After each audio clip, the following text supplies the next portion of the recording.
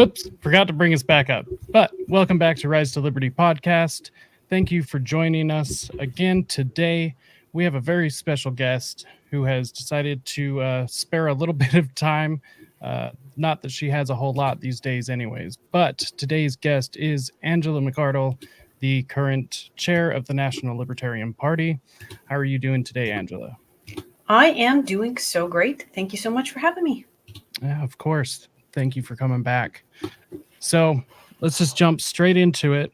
Initially, when I got a hold of you, I had a whole other idea for this interview and wanted to touch on, JFK, some of the inner party drama.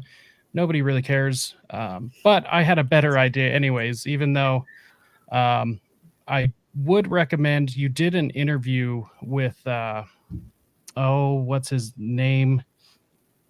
His name is escaping me, of course, right here on the show. It was all about the inner party drama. Michael Oxford? I think so. Or it might him or D.L. Cummings? It might have been Cummings. Either way, I will make sure and post that episode in the episode description because it was very, very insightful. There was a lot of things that maybe the public aren't privy to. And I think there's definitely two sides to this whole situation. And of course, I have my own opinions, being not just a member, but involved as an executive committee member on many different levels. But I'm not wearing that hat today. But the one thing I did want to talk about, let's see, I should have had this already pulled up, but it's right here. Oops. Nope. I have way too many tabs. This is ridiculous. I feel you on that. I also have like 50 something tabs right now. Yep. That sounds about right. Maintaining. Let's see. Is this the correct one? Yes. No, that is not the correct one. It was my comment to yours. So it's going to be... So what I wanted to talk about was the FOIA request you did with the CIA. Yes. So do you kind of want to just like run down what exactly, like where this started, okay, why you wanted to do it, that sort of stuff, while I get it pulled up? Well, this started over 2 years ago. I mean, there's a lot of rumors that there are feds in the party, and apparently there was a FOIA request done back when Ed Clark was in charge of the party. So this is decades ago. And it said that there are feds in the party and that there were operatives who were present when the party was founded. No one can find that FOIA request. I've asked for it. I've asked for all kinds of things. And the drama in the LP really blew up again recently. It reached a stunning crescendo of autistic glory. And, I said, this is suspicious activity. This is suspicious activity. Oh, and then of course, before that, was it right before our national convention, the FBI said that they were going to crack down on our Facebook, right? And so I had a call with them and our attorney, and they basically said, yeah, your party's social media assets have been compromised by a foreign hostile government. We can't tell you anything more because it's still under investigation. So I said, let's revisit the CIA, right? It's been a couple of months with the FBI. They're still not being forthright. What can the CIA tell us? And they tell us that they can neither confirm nor deny that there's been any activity in our organization. It seems like when we make significant progress, whether it's with communications with former and the likely future President Donald Trump, whether it's with, fundraising and galvanizing the party through just a fundraising agreement with the Kennedy campaign, things blow up and people get very unhappy. And I'm at a point where I don't believe that it's realistic to separate the Fed operative stuff from the toxic party culture. I think the two are related very closely, a product of one another, if not literally one and the same. And I'd just like to untangle that, you know. So I still have some time to get in my amended FOIA requests, and I've had some people do a little bit of help on that to try to chisel it down a little bit to see if we can actually get something out of them. But yeah, it's going to be interesting to see what they say when I send in the revised one. So, I mean, it's amazing to me that anybody at this point in history is unaware of how likely of a possibility this is. Oh, yeah. I mean, I've covered on my show COINTELPRO. Yep. I mean, I've been digging into MK Ultra for almost a year and a half now. I mean, and these things are still happening. I just had Ken Silva on recently and talking about PatCon, how it's still happening. And I'm just not sure why people would think that the LP is immune from this. I'm not sure. They just think that we're like irrelevant or we don't matter. It doesn't. Libertarians don't recognize the incredible like political power and influence we have. We're the last people in the room to recognize it. The Republicans get it. The Democrats get it. The government gets it. But we just pretend like it's a social club, which is fascinating because I think that is a big part of the Fed operation, is to get us focused on the social club element of it so that we're ineffective. And it definitely makes us ineffective. But, you know, we're still effective enough to catch a lot of attention and ire from the powers that be. So before we dive into what this letter said, I guess without saying too much, what exactly was it that made you think, obviously, this is a likely chance that it's still happening? I did a short live stream recently talking about the Oedipal mother of the LP, and the obsession that some of our members have with bylaws, internal party dicking around, bickering, social media, basically everything except advancing liberty, everything except policy, winning elections. Like there's an intense amount of interest focused on membership and treating it like a social club. And it seems to blow up every time we make a significant advancement. And I just think that's suspect. That's what tipped it off. We did this joint fundraising committee agreement with Kennedy. People were very angry. They said it's a bylaws violation. It is not. We haven't endorsed him. We work with other people all the time. You know, we've worked with the Green Party and the Constitution Party on ballot access lawsuits, and we share petitioning. One of our LNC members petitioned for Kennedy, was a paid petitioner for him. But that just kind of flew under the radar, right? Wouldn't you think that was a potential conflict of interest? I'm an adult about it. So I don't, I'm not going to bust someone's chops because he made $1,000 or something working for the Kennedy campaign after he completed working for the Libertarian Party on a signature gathering effort. But people really blew up. There was a lawsuit filed in Colorado because they said they were going to put Kennedy on the campaign. There was a JC, which they didn't actually. So that's interesting. There was a JC appeal filed, and someone riled people up and got a whole bunch of signatures prior to it actually being written. So people unwittingly signed on to a long document that was basically just personally trashing me. It was like 15 pages of just like a smear against me, calling the party prostitutes and whores, basically as unprofessional as you could get. Like if you wanted to pay someone to be an agent provocateur, I think like we have the playbook. Like this is how you embarrass the party. This is how you make people look unprofessional, totally schizo, nuts, and so that no one wants to work with you. And I think, that's suspicious. I don't think that it's just a coincidence. So I filed a FOIA request over it, and basically it's like, yeah, confirmed, something's going on and we don't want to tell you about it.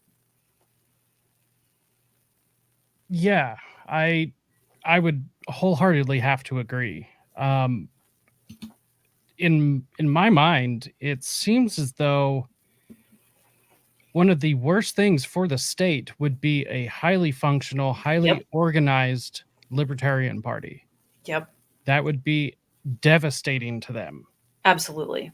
Absolutely. I think they're very upset that we've made positive contact with any GOP groups. They're like, oh my gosh, what if that bleeds over into one of the two major parties? Then we're really toast, And there's disagreement, amongst GOP operatives about whether or not it's a good thing, which I think shows that we're on the right track. If they were all 100% in agreement in us coming over, I'd be like, they're trying to capture us, But the fact that they're fighting over whether or not they should work with us, very, very good. Same with the Democrats to a much lesser extent. Most of the people on the left who want to work with us have already ditched the Democratic Party, but occasionally we'll come across one or two good seeds on that side. Yeah, could you imagine? I mean, if we get a libertarian into a cabinet position in the Trump administration, like, glass ceiling is broken.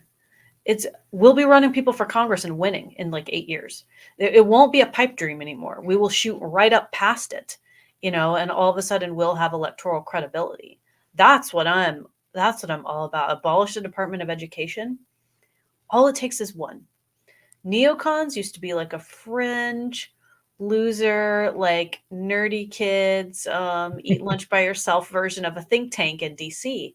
And now they run the show. Like, if they can do it, so can we. Just take one little foothold, People are like, no, you can't do that because it's got to be all or nothing. And I'm just like, shut up, nerd. Like, I just want to push people in their lockers at this point. Just push you and shut up. Like, we are going to do it. We are going to take one at a time. Afuera, goodbye, Department of Education. And then next administration, let's take one more. Let's just abolish one agency at a time. That would be the most insane, radical thing that libertarians have ever done. I completely agree, which is why it's confusing to me, like just this incredible backlash. Yep.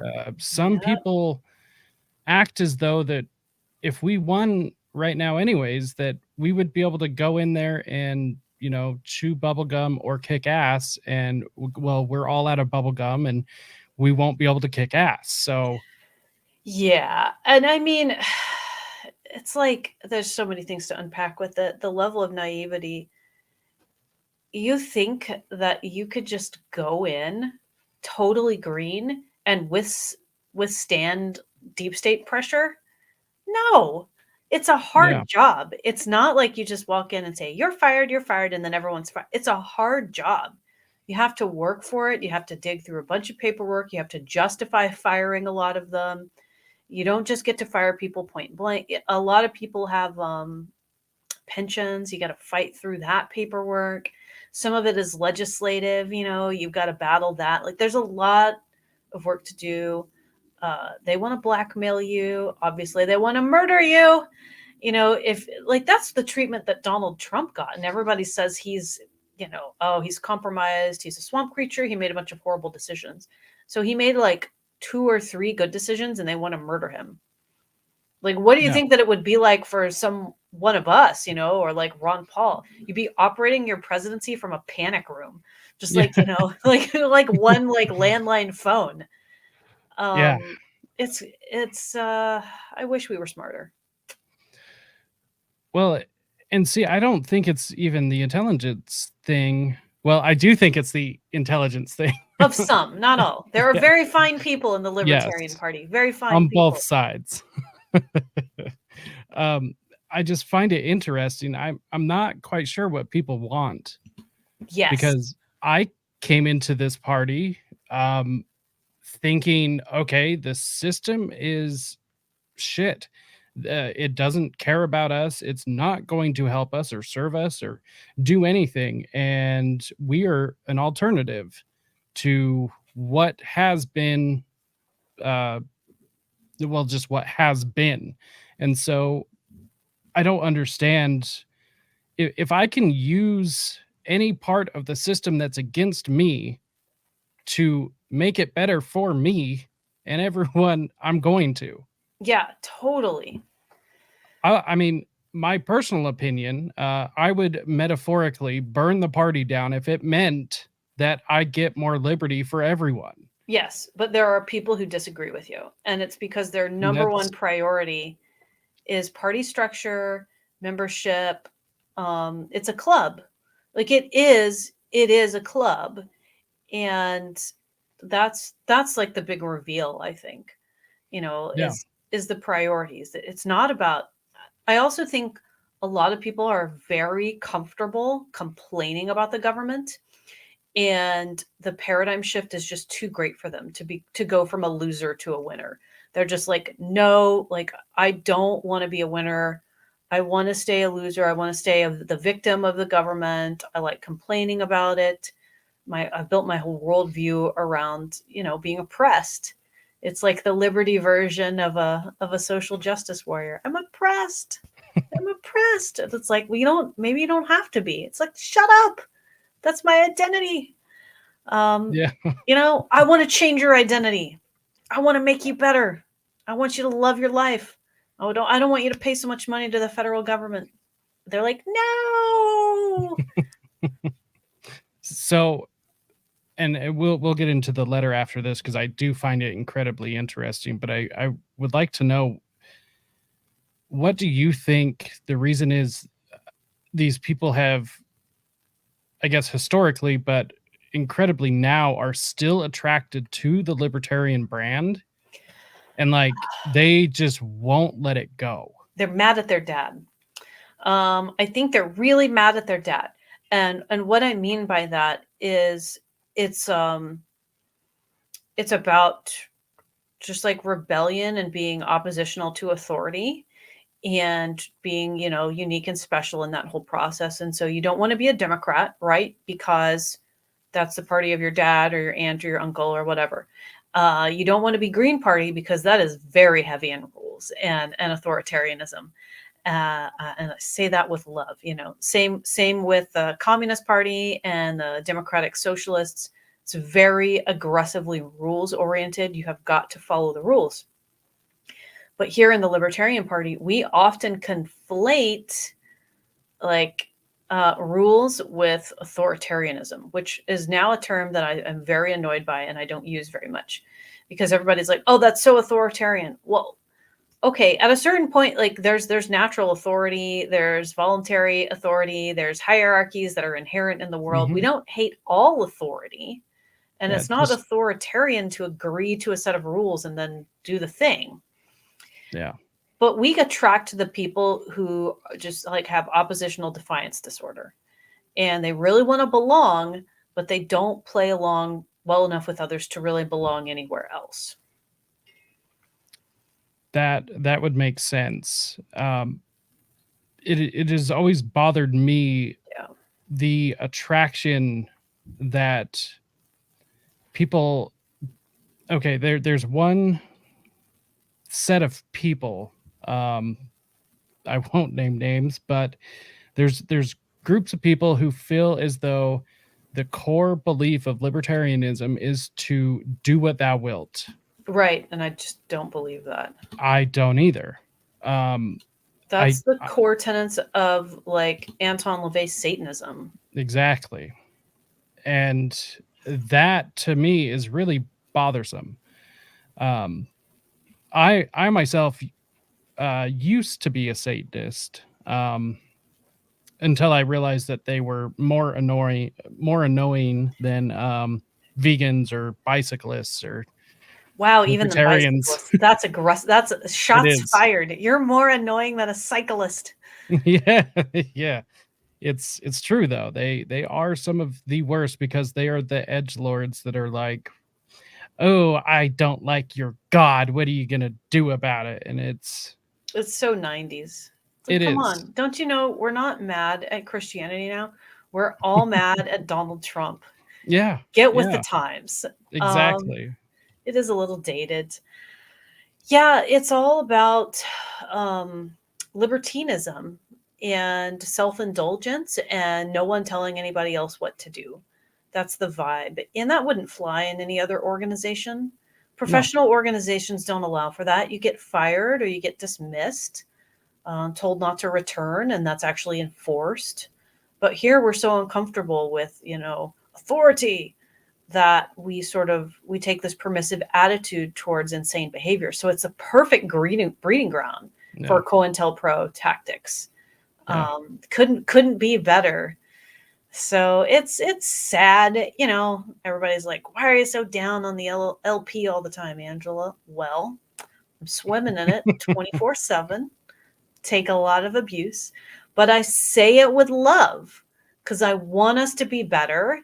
And I want the people who are sticking it out to know, like, I see the crap that you go through and that you have to put up with. And I don't think it's okay. But right now, it is worthwhile. It's worthwhile trying to clean it up and make something of it. Because other people, they see how important we are, and we should hold on to that, and we should advance liberty. I completely agree. And I'll say this to anyone listening, whether you're listening to it live or later on. If you don't agree with that, I mean, I don't believe that you have to like either I, Angela, or anyone else in the party. But if you don't agree with the message of what was just said there, I think you need to look at yourself internally. I know that might be hard, but you're going to have to and decide whether this is the organization you would like to be involved with. I'm sure you might be just as welcome somewhere else. So if you can't get with the times, but let's go ahead and pull up this letter. So exactly what was this letter? Oh, well, this is the letter basically denying my FOIA request. That's the CIA responding to me. And they responded fairly quickly. But I get to appeal it. So it says it's a final response, but I can appeal it. I have 90 days to appeal. So, and I can just submit a different request, which I will be doing. I've gotten some good advice. Tara Reid actually has connected me with someone who offered to do some help there. So she's had some pretty nasty run-ins with the government. She was in Russia for a while, couldn't come home. Yeah. Because of some claims she had made, also maybe related to some claims she had made about Creepy Joe. Oh, yes. Creepy Joe, who creeped on her a while back. Creepy. Yes, the one that all mainstream media would like to ignore. She doesn't exist. Me too, except for Tara Reid. Yes. So I find this interesting. Okay, so it says right here in the first paragraph, for information or records on the Libertarian National Committee or the National Libertarian Party, your request was assigned the reference number, blah, blah, blah, citing the number. In accordance with Section 3.6A of Executive Order 13526, the CIA can neither confirm nor deny the existence or non-existence of records responsive to your request. The fact of the existence or non-existence of such records is itself currently and properly classified and is intelligence sources and methods information protected from disclosure by Section 6 of the CIA Act of 1949 as amended, blah, blah, blah. Okay, you get the point. How did you take this? How did you understand that? Well, there's an operation that's probably still going on. That's kind of how I took it. Yeah.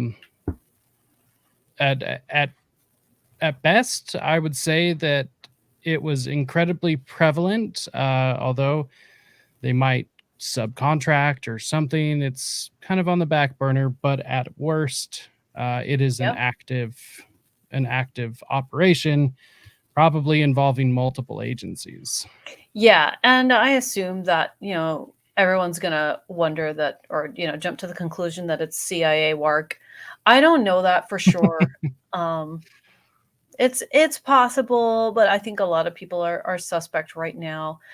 I feel more like I walked into sort of the late stage of an operation where it had been active and going for like 20 years, and they were pretty hands off at this point. That they planted the seeds and things just kind of spun out of control, Yeah. on their own at a certain point.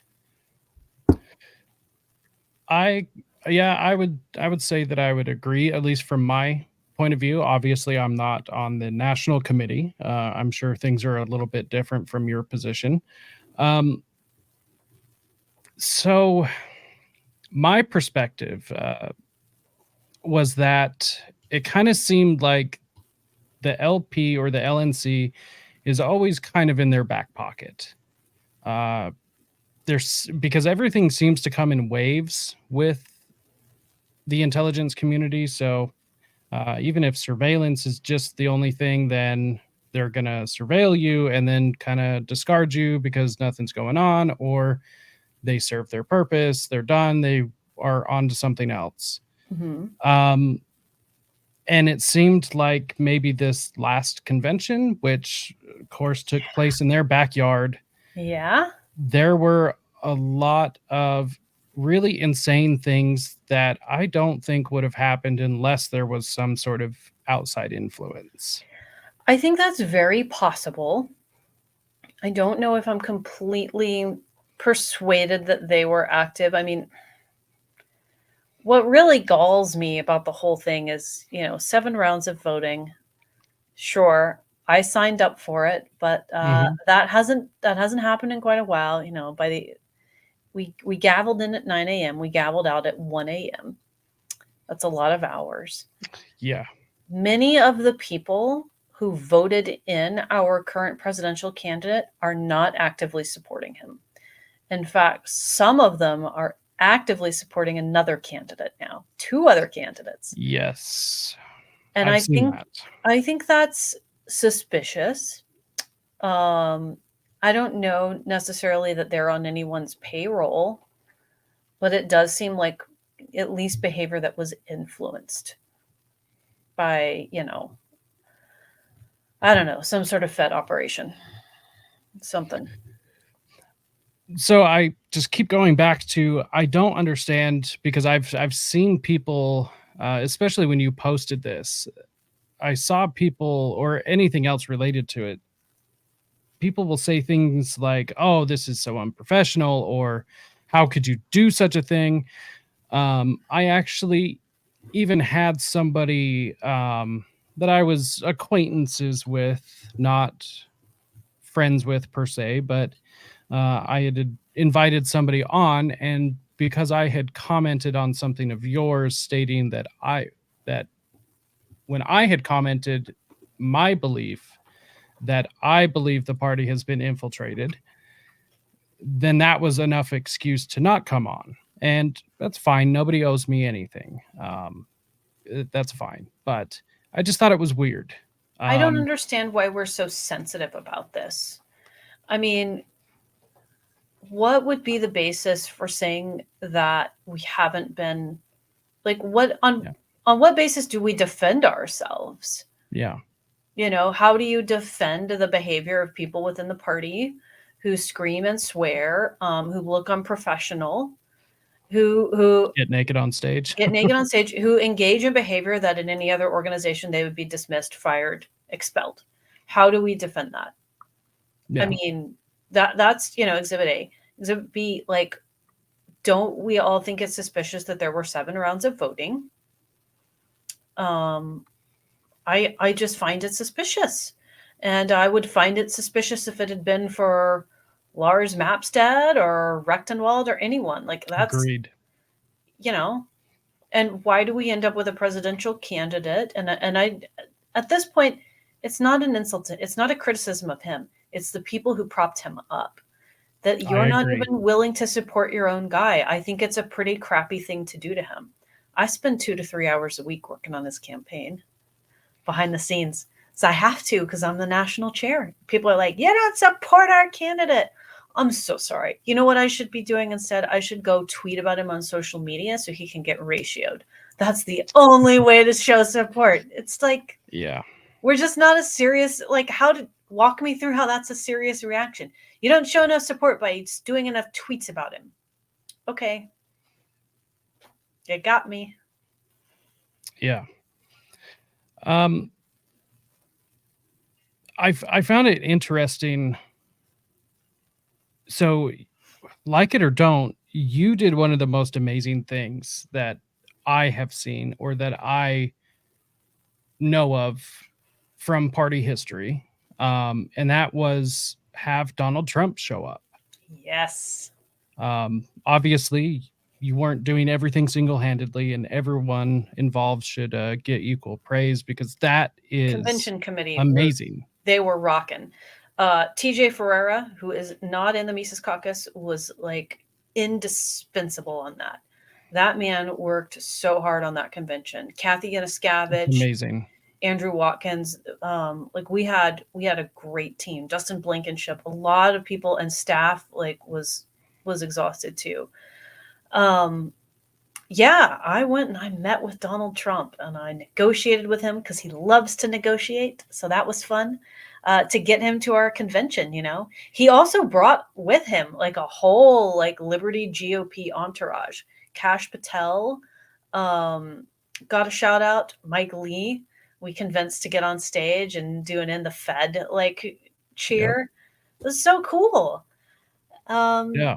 And we got him to, dude, he's going to free Russ Ulbricht. People are like, he won't do that. Well, he said he would do it again at Bitcoin, and he told me to my face he would do it. They're like, we don't believe anything. Well, okay, I guess you're just like hopelessly black-pilled, you know? Yeah. Why believe anything? Like, Yeah, exactly. Yeah, what's the why be in politics? Yeah, like go live in the woods, you know, and hope that you don't get Ruby Ridged because eventually you're going to have to interact with them. Hate to say it. Well, and why automatically just say, oh, well, he didn't, he won't, he can't, he's lying. It's all fake. Like, I don't necessarily think, like, without the public pressure, he would. Right. I'm also hopeful that he will. I want to be wrong that he's not a politician. I want to be wrong with every politician. Sure, of course. That the stereotype is not correct. I want to be able to believe in that. I just can't, but I'm also not going to just poo-poo everything. That seems unhealthy to me. I totally agree. It's like, well, what is the point of engaging in any of this if you don't believe any of it is like possible? That's where it's like this like toxic social club. It's like you're living in a compartmentalized worldview where you're saying one thing, but you don't actually believe it. And then you experience massive cognitive dissonance when you make any gains, and then you reject your own progress. You reject your march towards your goal, and then you drag everyone down. That's the Oedipal mother of the LP I was talking about. It's very toxic. So, and we'll move on after this, just to keep flow moving. But I want to say the one thing, as somebody who was unable to attend the DC convention, and I'm still kicking myself that I was unable to. However, the thing that upset me the most, and I don't care what side, what caucus, and anything, if you claim to be a libertarian and you were in DC and at the Trump speech, which maybe he shouldn't have read off a prompter, but okay, that's his choice. We had the entire world watching and listening. And you had a chance, you as in all of us had a chance to let the entire world know what we thought. And in my opinion, it didn't go as bad as it could have, but it kind of seemed squandered. It was still a little embarrassing. Yes. Because people are so allergic to Donald Trump. It's just like they care more about screaming and making a fool of themselves in front of Donald Trump than they care about advancing liberty. Yes. It is not like what this the last 2 years being national chair has just been so incredibly revealing. Like, people do not care about advancing an agenda. They don't care about lowering taxes. They don't care about bringing the troops home. They don't care about having less people blown up overseas. They don't care about COVID stuff. They care about Robert's Rules of Order. They care about online meetings. They care about having a title that they can put on Facebook. Like, I'm the secretary of the county something, and there's like 8 people. That is the highest priority. Now, obviously, there are people who do care, but Yeah. But wow, the number of people who do not and who care strictly about like their social club or their cult of Ronar, like the numbers are shocking. I think I would have to agree. I think what really started it for me was seeing the desired reaction to the COVID measures. Yep. That was eye-opening, which is kind of, what led me to Reno and, with me and my vice chair here in my county and my wife and everything. And we all went down to, this is unacceptable. The Libertarian Party cannot be like this. And it was eye-opening then, and it's been eye-opening ever since. Yep. It's like, I don't know how you do it. Well, I mean, so, we spent, like over half an hour ragging on it. There's good stuff too. And that's how I keep doing it. So, Liam McCullum and Sid Dowd had a meeting in Montana with another senatorial candidate in the GOP, Tim Sheehy. Sid also got to meet with President Trump and got to talk about Defend the Guard. And Tim Sheehy ended up endorsing it. He's likely going to be the next senator in Montana. That's amazing. I get to talk to Mike Lee sometimes about trying to advance Defend the Guard and other liberty things. Yeah. I got to talk to, Thomas Massey about it occasionally. He is the one I think that gets a pass. Like, we don't all hate Thomas Massey, which is such a relief. We're going to get a libertarian in President Trump's cabinet. That's amazing. We're going to abolish the Department of Education. We're going to get Ross Ulbricht free. All of these things are like, they make it so worthwhile. And also Kennedy, even though he's not likely to win the presidential candidacy, we got him to commit to a bunch of libertarian stuff too, especially the Colorado LP. Yeah. And that's huge because that gets it out into the world and people are hearing about it and they're like, oh, that's a thing. What is that? Let's keep doing that. So we do make, we make incredible wins. I'm planning two more huge rallies. They're going to be huge. Another Rage Against the War Machine rally, September 28th, and Rescue the Republic on September 29th, talking about basically Western values, reclaiming them, never ceding the linguistic battle, on that front, and talking about advancing libertarianism, medical freedom, free speech, anti-surveillance, family sovereignty. So I'm excited. Like, there's a lot of cool stuff that happens in spite of the cult of Ronar and the Oedipal affliction that we have, the bureaucracy. Yeah. So I would like to absolutely agree with you. I am incredibly white-pilled, even though if you talk to me, it kind of seems I'm not. I mean, I'm I'm having a conversation with you. I think it's important to have a conversation with you. I think it's incredibly important for me to keep covering certain topics on my show, even though every time I do anything like super libertarian, it's not even close to the numbers of other things. But I still think it's important. And I am very hopeful for the future. I think it's going to work out no matter what. Yes, I love it. And this is just another speed bump. I'm not quite sure how we handle it. The one thing I will say to anyone who is not a friendly to me or anyone else trying to work within the party, I don't want anyone to fail. If you have a better idea, stop telling me about it and go do it. And I will eat my words. If you have something better, that works better. But here's the thing is maybe something doesn't work in every county or every state. Just go do it somewhere there. I want everyone to succeed. That doesn't mean we have to be friends. Like, I don't understand why this is difficult for supposedly a bunch of adults. I use that term loosely.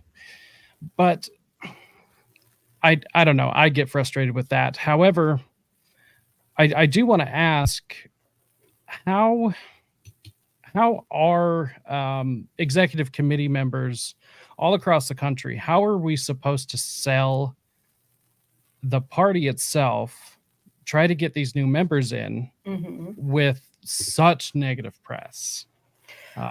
You got to focus on the good press. Find the good press and talk that up. Breitbart has written 2 really good articles about us recently. If you have Gmail, set Google alerts, for Libertarian Party. That's a really good way to find it. I get, it's in my inbox every single day. Push the Rally. You've got Rage Against the War Machine. You've got Rescue the Republic. The website for that one is jointheresistance.org. Super, super excited. Just focus on the good stuff. Focus on some of your down ticket candidates.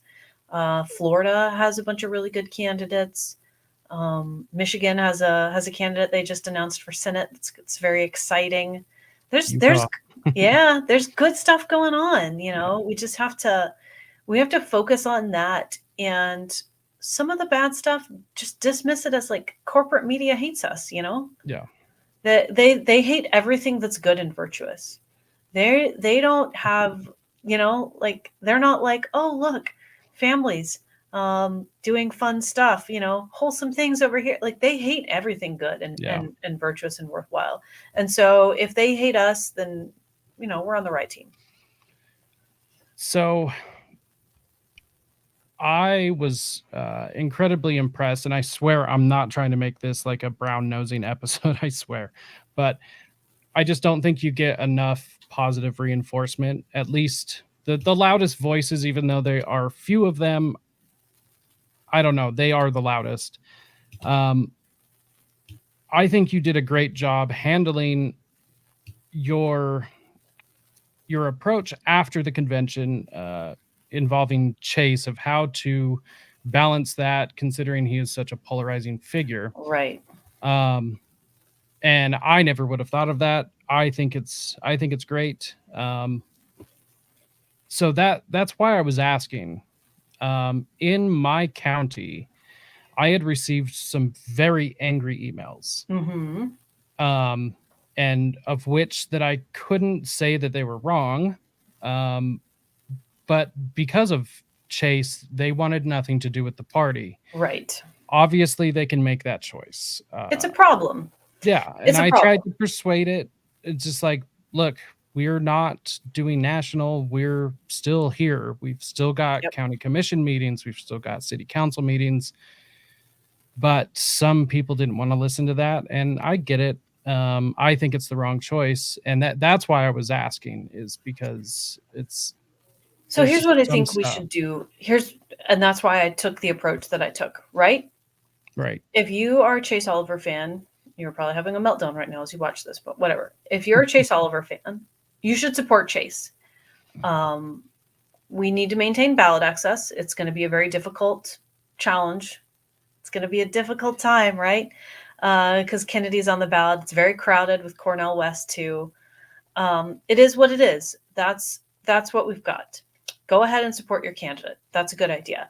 If you hate the presidential ticket, you should still support the party, because we need to maintain our strength and continue to be the most powerful voting bloc in the country. That's how we got Donald Trump to agree to free Ross Ulbricht and to agree to abolish the Department of Education and put a libertarian in his cabinet. And that's why I still have a working relationship with that campaign. And they've been very gracious and helpful to me. And that's a very good thing, because they're likely to win the next presidential election, and they are going to include us in some of our policies and views and ideas. If you want to see that happen, you should continue to support the party. It doesn't matter if you hate the presidential candidate, if you're not going to vote at all, if you're going to vote for someone else. Like, we are more than that, which is why we continue to exist outside of election years. Well said. Honestly, I'm going to chop that up and probably share it locally here. Nice. Yes, please do. So one thing I do want to ask, if you have any ideas about how this gets taken care of, but whether whoever has infiltrated the party, I don't think it's if they have, I think it is they have. What are we going to do about that? Because we can't just do nothing, but obviously we can't like start pointing fingers and kicking people out. Right. It's not, it turns into a witch hunt. I mean, it was already a witch hunt, right? So what I wanted to do was just rip the Band-Aid off. Like, let's get a little sunlight on it. Let's see what's going on. So I will be submitting an amended FOIA request. I will also be submitting one to the NSA. I will be submitting a separate one to the FBI. I've gotten some insight on how to do it so that they'll actually give me data. And if a majority of us can behave ourselves, we will get a couple of libertarians into the administration, and we will have a better opportunity to actually dig and find out who and what the heck is going on. And that's definitely my long-term plan. We need a little bit of help on this one. So do you have any recommendations, any advice, maybe just from personal experience, what to do in the short term? Yeah, I mean, just keep supporting the party and supporting down-ticket candidates, and stay away from crazy people. You know, stay away from them. You don't need that in your life. You know, block, mute, do all the things. Also, social media is not the end-all be-all of libertarianism. You can make so much more of an impact by going to just like one city council meeting every 3 months, something like that. Try to get on a subcommittee, try to fill an empty appointed position. Every time you get on, just try to cut the budget. Cut the budget, cut the spending. You will improve a lot of people's lives. Yeah. I have an issue with people who tend to give me their opinion about world politics, and yet they can't tell me who their city councilmen are. Yeah. A lot of this corruption happens at your city council meetings, your county commission. In fact, I just watched our county hand over, it was close to $150,000 for new license plate cameras. And the justification was, of course, because if there happened to be a criminal, then we would be able to snap their license plate. And that's worth the money, is in this one-off situation that will probably never happen. And I just can't believe that nobody questioned that could possibly be abused. Yep. So this happens all the time. Because of COVID, a lot of these meetings are even streamed now. So you can watch them on YouTube or Facebook. You have very little excuses not to attend. Totally. Even very so often. The one thing I would like to bring up, because I do think that this is a problem, and I do think you make a really good point, is focusing on things that we actually can change. Yes. However, you should definitely arm yourself with knowledge. I am always a big fan of this. And one thing I would recommend, I'll post this in the description as well, but it's actually an old article written by John Marks. That is a good one. How to Spot a Spook. Yes. So some of it's dated, of course. And it is still informative. I would recommend nobody to do the witch hunt thing. I mean, that's just a waste of time, and it's not going to help anyone anyways. However, at least it could help you avoid certain situations, getting caught up with certain people, and it could keep you focused. Yes. So I highly recommend this article. And even if you just want to read it for a laugh, it's still just worth it. And so I'll make sure and post that. But that is something I wanted to mention because, I mean, these aren't great people with great intentions. Yeah, absolutely. And we can't really remove the parasite. And so we've got to figure out how to work around them. Yeah. And yeah, well, maybe we can. I mean, it takes a lot of work. The problem is the more energy I expend, and this is why they do it, right? The more energy I expend on them, removals, disciplinary action, drawing attention, agendizing it, discussing it, the less energy I have to spend on advancing liberty, whether it's policy, candidates, and so I have to be very judicious with my time. People are like, why didn't you remove this person? Why didn't you try that? I'm like, well, if I do, it's going to take like 22 hours in a week. Do you want me to do that? Or do you want me to do this? It's also like one of the reasons I don't spend a lot of time defending myself against, like, in particular, one person right now who spends all day attacking me on social media. I'm working on like a candidate fundraising live stream. I'm trying to collect polling data for our presidential candidate. I have media interviews. I have to deal with the budget amendments and finances and staff and talk to the Trump campaign and talk to the Kennedy campaign and talk about the Defend the Guard and plan 2 rallies. And it's like, when you want me to carve like time out of my day to do something, it needs to be something that's really worthwhile. So dealing with internal party drama, like I try to contain all of that into the smallest little piece possible. Yeah. And it's not your job. Well, I would like to point that out. Yeah. At a certain point, removal and dealing with toxicity, like, is probably going to have to be done. But right now, like, we're in the home stretch, like the elections are coming up really soon. I've just got to do everything I can to make sure our candidates are supported. By the way, if you're a candidate, make sure you get connected with our candidate support resources. You can get a website at shop.lp.org. You can get in touch with our political director, Nathan Patel. He has classes twice a week. Brian McWilliams, our comms director, is doing a training. Like, we have stuff for you. So focus on that, not all this other crap. It's actually really good to know. I myself am a candidate and had no idea.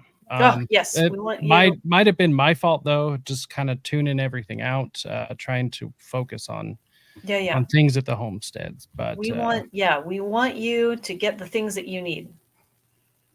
So where do you see everything going? And then not just with the Libertarian Party, but just kind of large picture things, because everything looks incredibly hopeless. Yeah. It looks bad. So where do you see things going, and what do you think people should be focusing on that could possibly give them hope? Because it seems like it's in short order these days. Well, let's, remember Javier Milei just turned things around in Argentina, and that place was a disaster zone. Like, they were going to become the next Venezuela. Inflation was so crazy that people couldn't even post prices in grocery stores. It would change so often during the day. It was like, well, let me Google it, see how much it's supposed to cost right now. I'm very white-pilled. I am eternally, hopelessly optimistic because I think that human potential and also God's providence is going to crush, underheal, like, whatever evil comes our way. And, maybe we're right now on the cusp of, I think, weak times, and strong men. And I think that if we can get through this election, if it doesn't get STOLEN,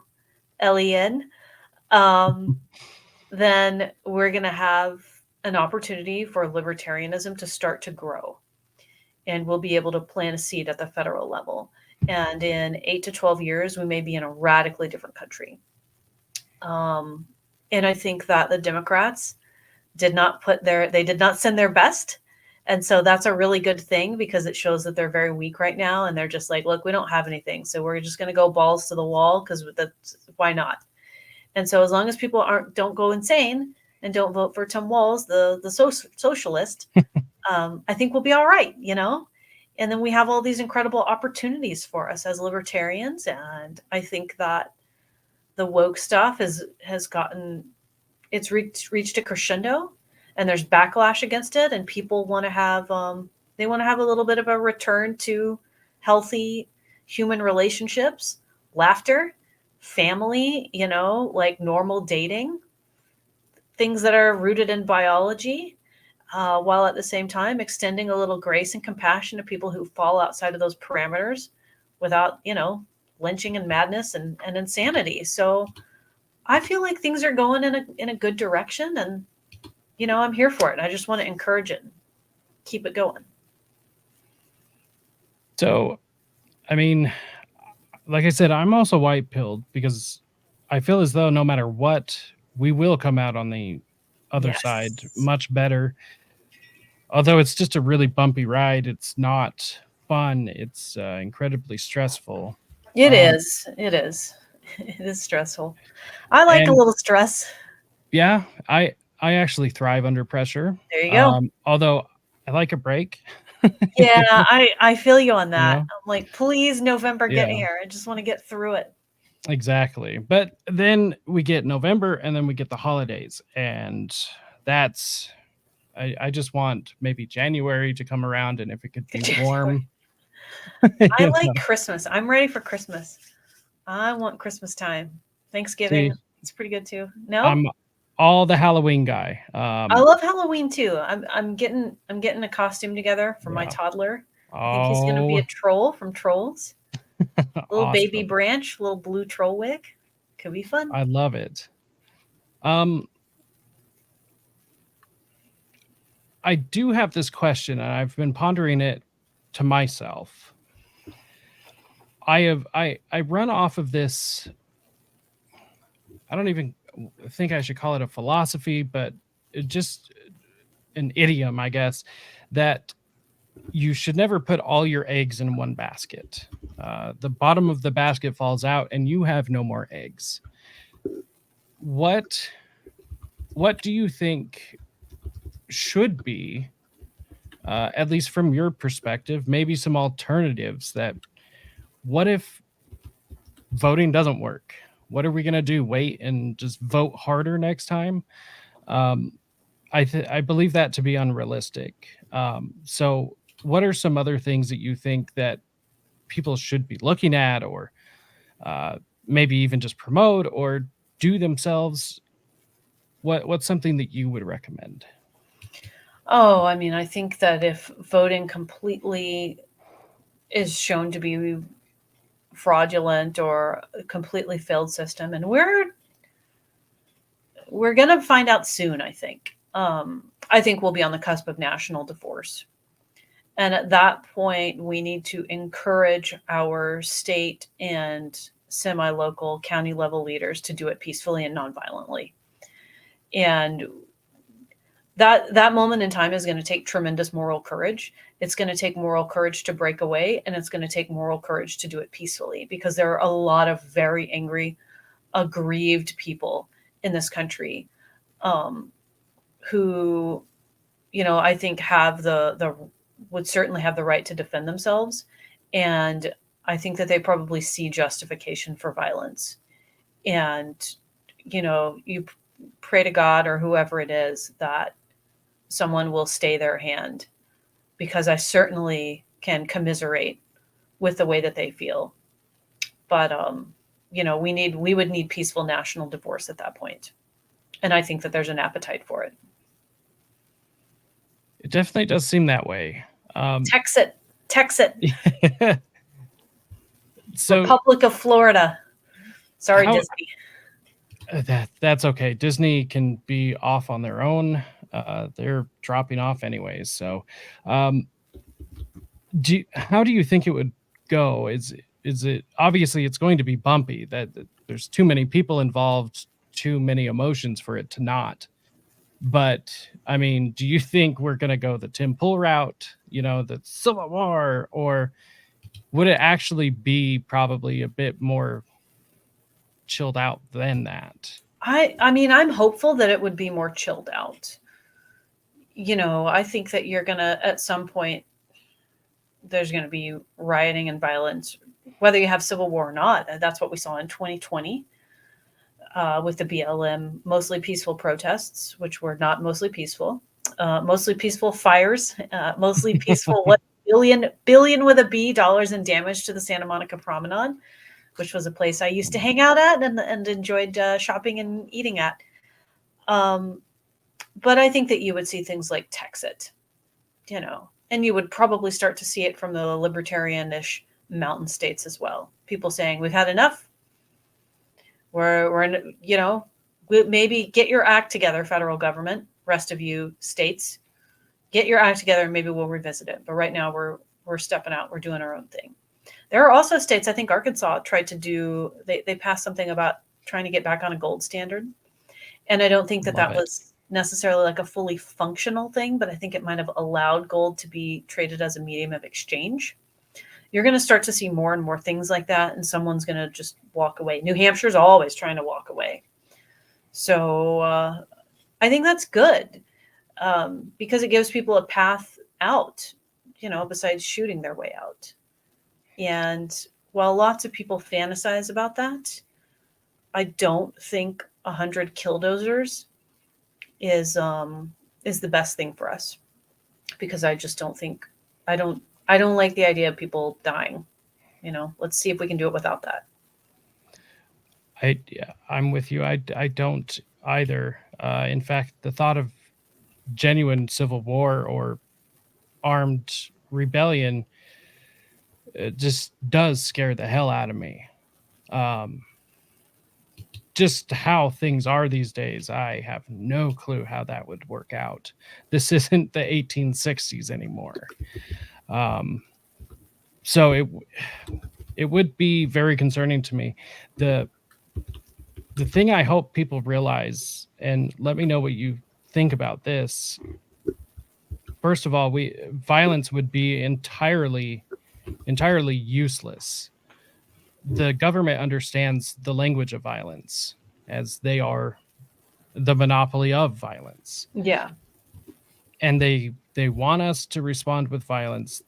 They're ready for us to respond with violence. And so it would be over before it even began at that point. And so that's going to be the absolute worst choice. Yeah, but the Viet Cong fought off the United States military in jungles. And so I'm not saying that we can't do it. I'm saying it's a last resort. And 100%. Yeah, it wouldn't be a good experience. There's a really good book about guerrilla warfare and why it is superior to all other forms of warfare. And it's called The War of the Flea. I highly recommend it. It is what I base a lot of my political strategy off of. The War of the Flea. The War of the Flea. Mm-hmm. It's one I've never heard of before. Very good. It's short. Very good read. I'll have to add that to my list. The War of the Flea. I think this is probably a good place to wrap, but I do want to know if you could tell anyone who would actually listen, what would you like somebody to know, whether they don't like you or have left the party, whatever it is, if you could sit them down, what would you like to say?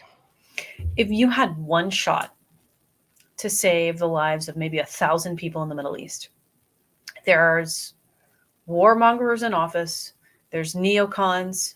We didn't get foreign policy, but we got a little bit of influence. And if you have the opportunity to influence someone to just spare the lives of like 1,000 people, some of them are women, some of them are children, they're farmers, they're rural people who've never done anything to hurt us or anyone else, would you take it? Just one shot. And I think that the correct answer is yes. And I'm here 100% for that. And that's what I'm doing for us. And I want our party to be those people who spare those lives. And I think that, like it or not, like that's what I'm here to do, and that's why I'm trying to run this ball to the end zone right now. I want to save as many lives as possible. So there we are. Hey, Angela, I would like to thank you so much for coming on. I know things are really busy these days, so I really appreciate you taking the time. I definitely got to say that I keep watching what you post on your social media and stuff because it actually does make me feel better about the party. And that's not to say that you shouldn't be criticized if there was ever anything that's not anything. Like I said, I didn't want to make this a brown nosing episode, but it's like, I don't understand the not being able to be an adult. It frustrates me, and I can work with people I don't like to be able to do something. I see this bigger picture, and I just, Yep. I don't even know what to say, and I'm sure you feel the same at this point. But I just got to keep on keeping on. Yeah, it's worth life's it. the garden, dig it. That's right. That's right. But let everyone know where they can find you, where they can send their hate mail. And yes, you can find me on Twitter at Angela4LNC Chair. I block generously. You can, if you like the work I'm doing, you can support me on Patreon, Locals, or Substack. I stream on YouTube once a week at least, and do a lot of other cool stuff. Find me, I'm out there. Hey, thank you once again. Hang out for just a second and we'll wrap this up on the back end. Thank you so much for tuning in to Rise to Liberty. Make sure and go to risetoliberty.com/links. It will pull up everything where we are. We've always got new things coming out. About ready to drop a massive thread on X, Twitter, whatever you call it, all about how Utah is the ground zero for the New World Order. And it will be quite interesting. We will be the first smart state that will unveil all this crazy, scary technology. So keep an eye out for that. And outside of that, until next time, stay free, my friends.